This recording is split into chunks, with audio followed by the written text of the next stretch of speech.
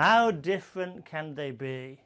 I mean, we watch the same television, we read the same books, we wear similar clothes and so on. Frequently we hear from our clients in corporations across Europe, come on, they can't be that different. At the end of the day, they suppose we're all Europeans. This Educast aims to underline some of the differences you may experience in terms of what research tells us are frequently perceivable, observable behaviours you may experience when you deal with British counterparts. Of course, this is a broad brush look, a first insight into British culture. Not everybody is like this. You may agree with some of the things that are said, you may see it differently from your own experiences. This aims to give you an insight into some of the things you may experience, to give you some food for thought how you may want to deal with those differences you experience in future. The approach we're taking in this Educast is to base it around a story with 4 parts. In each part of the story, a certain aspect of British culture is described. As an opportunity for you to think and to reflect upon the culture and to think for yourself how this is different to your culture and how you might want to handle it if this happens to you.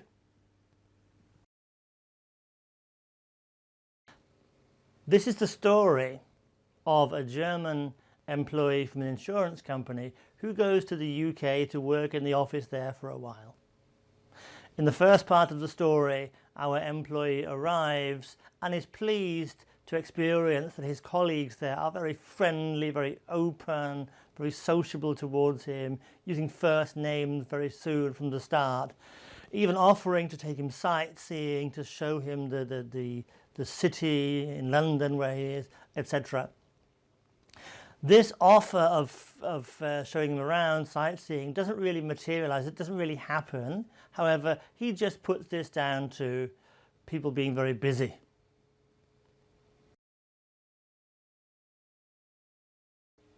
In part 2 of the story, our employee goes to work every day in the London office wearing a suit and a roll-necked pullover.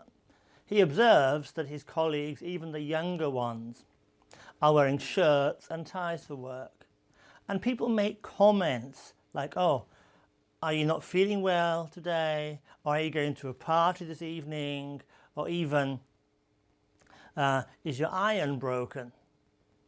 He laughs at these comments and finds them slightly surprising and notices they don't really stop until towards the end of the first week he wears a shirt and tie himself.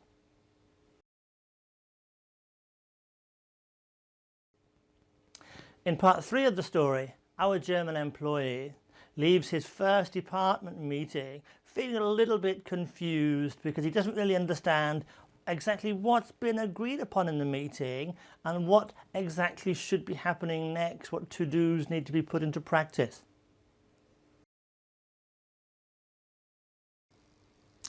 In part 4 of the story, our German employee decides in the next department meeting he's going to make a real effort.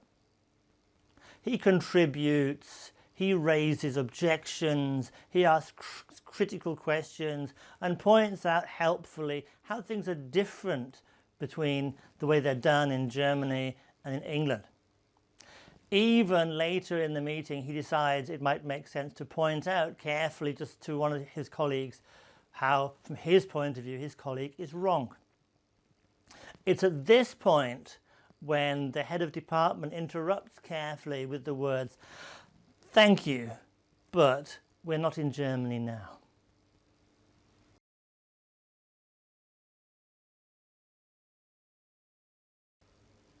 In part 1 of the story, Herr M was welcomed by some nice, friendly British colleagues who even offered to take him and show him the city, do some sightseeing, etc. An offer that never really transpired, that never got past the suggestion point. And Herr M assumed, well, they must be just very busy. It's quite possible in cultural terms that there was a different reason, a phenomenon in cultural research for British culture that is called arm's length interpersonal interaction. Which means, in simple terms, it's important to be seen to be friendly when you meet and engage with new people. However, this being friendly does not imply closeness as it might in some other cultures.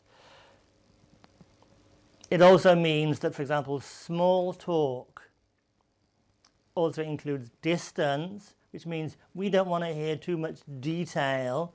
When people ask you, how are you? They expect the standard reply, I'm fine, how are you? Or something similar. You need to know someone really well and to have that real closeness before you tell them how you really are, regardless of your physical or mental state. In the business context, what that means is the business often has an air of formality in meetings, an air of friendly distance or detachment. And similarly, it's